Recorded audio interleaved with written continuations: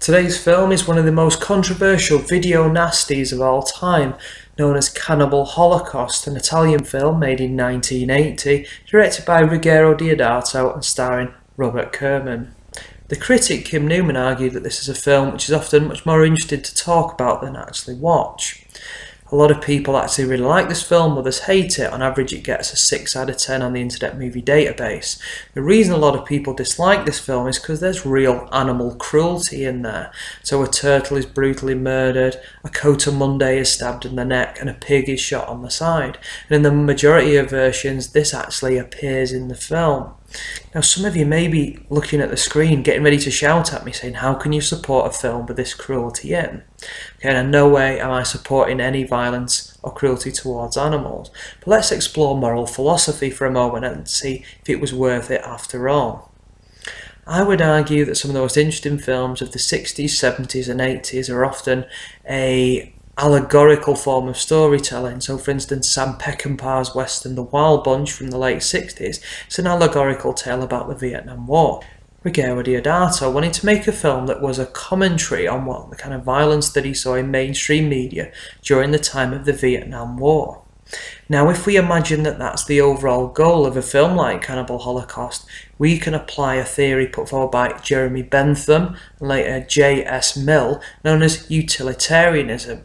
Now Jeremy Bentham argued something called the greatest happiness principle, okay? And if it makes the greatest number of people happy, or in this case enlightened or educated, then it was a morally virtuous action. I've spoke to very few people that see the film as a coherent allegory about the Vietnam War. He certainly comments on the violence, but in terms of the subtext that's not most apparent, so we can cross it off from that moral philosophy. Another theory is deontology put forward by Immanuel Kant. This theory argues that it's not necessarily the consequence of an action, but the virtuousness of the action itself, which is important. It's important to uphold the dignity of all individuals involved in that particular act. Well, Cannibal Holocaust falls short on this form as well, because this film very much casts a shadow over the Italian film industry and its reputation.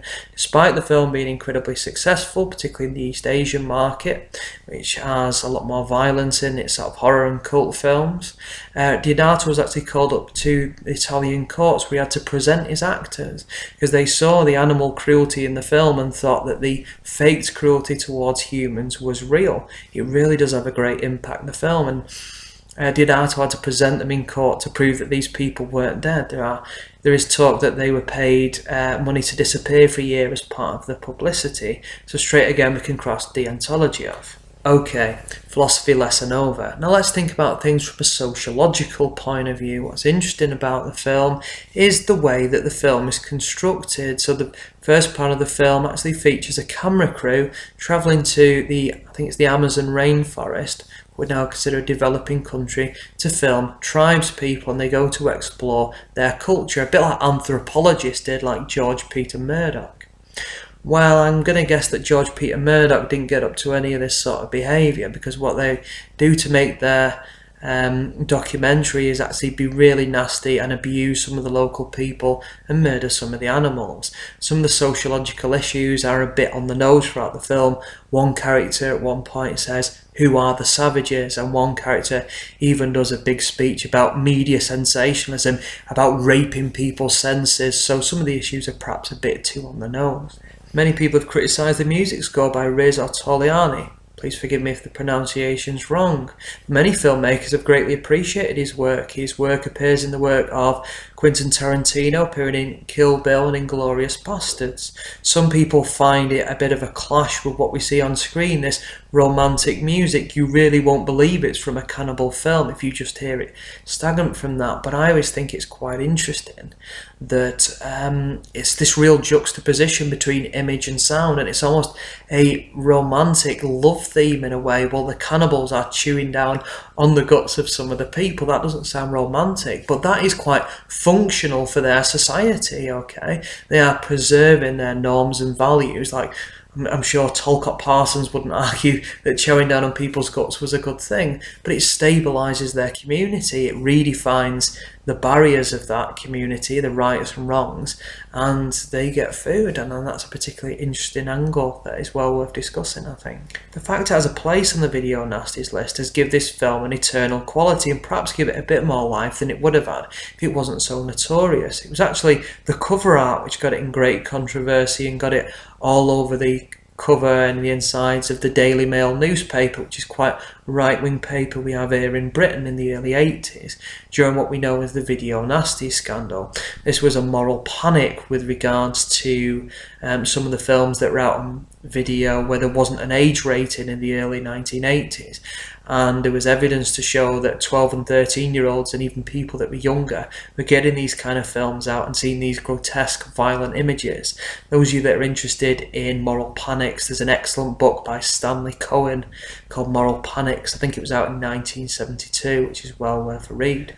Now, where does this film stand in the short pantheon of Italian cannibal films, a very short-lasting genre? Well, compared to some of the other films, this is practically a masterpiece, but that's in comparison to some pretty dreadful films. There are some noticeably good ones. Ruggero Deodato had made an earlier film, which is very much kind of, not necessarily it was the first film in the genre, but popularised it, called The Lost Cannibal World. Many people actually prefer that film. What I would argue is definitely better than is Umberto Lenzi's Cannibal Ferox, which people often confuse this film with, the other title of which was called Make Them Die Slowly, or Let Them Die Slowly. It's a film that has a lot of animal cruelty in as well, but it doesn't have some of the subtextual kind of messages that this film has. It's worth seeing for comedic value because you get to see Giovanni Lombardi Radici, the star of some of Lucio Fulci's films, having his prosthetic Wilkins cut off on one scene by a third world tribesman, and what more could be more amusing than that. So there are some quite terrible cannibal films out there as well. Jess Franco made one or two of them that were quite bad. There's one starring Ursula Andress called Love Goddess of the Cannibal Mountain or something like that. They all have quite similar titles, but they're worth exploring if you're particularly interested in this one as comparative pieces. I think films like Cannibal Holocaust show us very much how our attitudes to things like violence, sex and nudity have changed over periods of time. So when this film came out, the British government was Margaret Thatcher, God help us, with quite a right-wing government of very traditional ideas and values. And I think now in a kind of post-9/11 climate, we've seen gore, horror and violence on the news and on YouTube and things that's real, and now we can kind of readdress some of these films that some people would label our classics and see them in a different light. We can really explore some of the thematic issues a bit easier. The fact that this film was illegal on video in the early 80s, and now you can get the latest Arrow release, which is remastered in HD with special features on it and commentaries and different things, to me says a lot about the continued permissiveness, although I prefer the term liberalisation of British society in a way. But the fact that animal cruelty is there still is a big barrier for people, and I think it should be. We should never let things like that happen again. If you're a fan of more mainstream horror like Scream and The Descent, this is perhaps not the film for you. However, filmmakers such as Neil Marshall, the director of The Descent, people like Christopher Smith, who directed films like Creep, talk very highly of the kind of third and fourth generational copies they had of Cannibal Holocaust. They were a great influence on them, so it might be interesting for you to check out a film that's deemed as a classic, the controversial, the supposedly banned in 50 countries, the brilliant Cannibal Holocaust.